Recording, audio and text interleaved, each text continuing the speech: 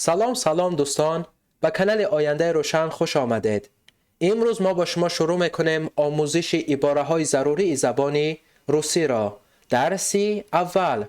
دوستان عزیز، در موضوع عباره های زبان روسی ما 50 درس به شما پیشکش خواهیم کرد و این درس اول ما می باشد و ما به شما وعده خواهیم داد که اگر این درس ها را با دقت نگاه کنید و جمله هایی که ما به شما پیشکش میکنیم آنها را حفظ نمایید، در دوام یک چند درس شما می توانید با زبان روسی صحبت کردن را شروع کنید و بعد از 50 درسی که ما با شما می گذاریم شما می توانید به راحتی از عهده خود برآیید.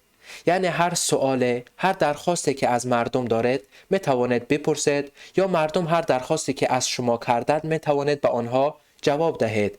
با ما همراه باشید. دوستان عزیز، موضوع اولی ما مراجعت کردن می باشد. Обращение. Дорогие друзья, دوستان عزیز. Простите, пожалуйста. ببخشید.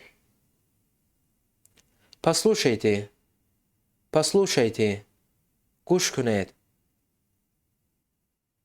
Можно вас на минутку? شما را یک دقیقه ممکن است؟ Будьте добры, сделайте, пожалуйста. لطفاً انجام دهید.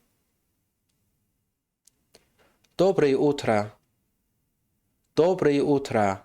سلام یا اینکه صبح بخیر. Добрый день. سلام.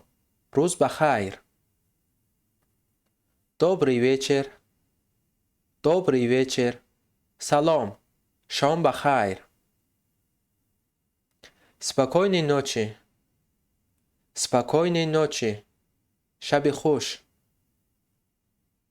Привет. سلام. Здравствуйте. سلام.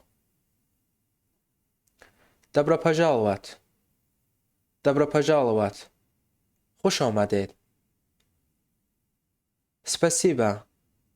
Спасибо.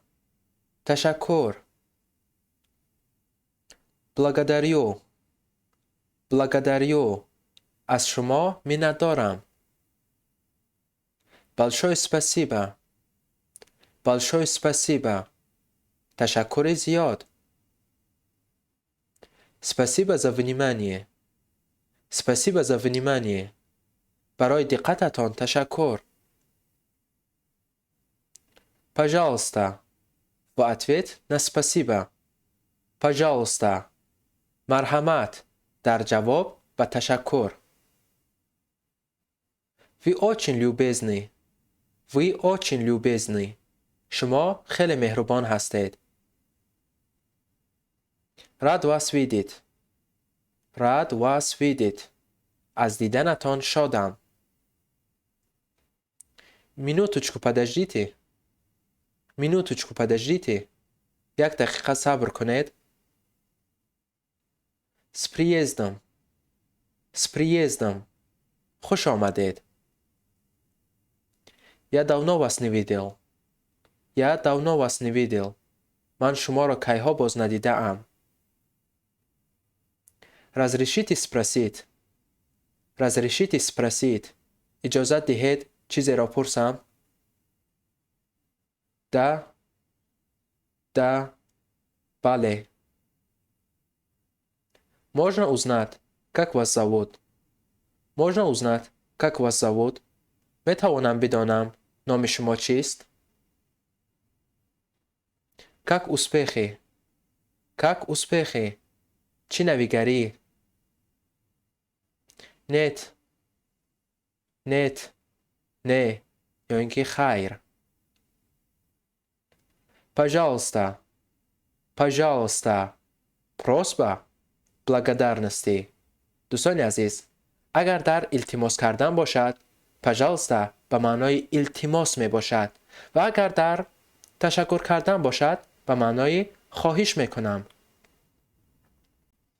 Возьмите, пожалуйста. Возьмите, пожалуйста. لطفاً این را گیرید.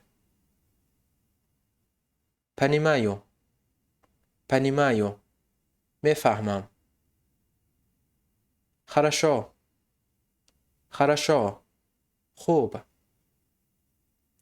Ничего. Ничего. هیچ چیز. Не расстраивайтесь. Не расстраивайтесь. ناراحت نشوید. Не огорчайтесь. Не огорчайтесь. خفه نشوید. Как ваше здоровье? Как ваше здоровье? سلامتی شما چطور؟ Спасибо. С удовольствием. Спасибо. С удовольствием. تشکر.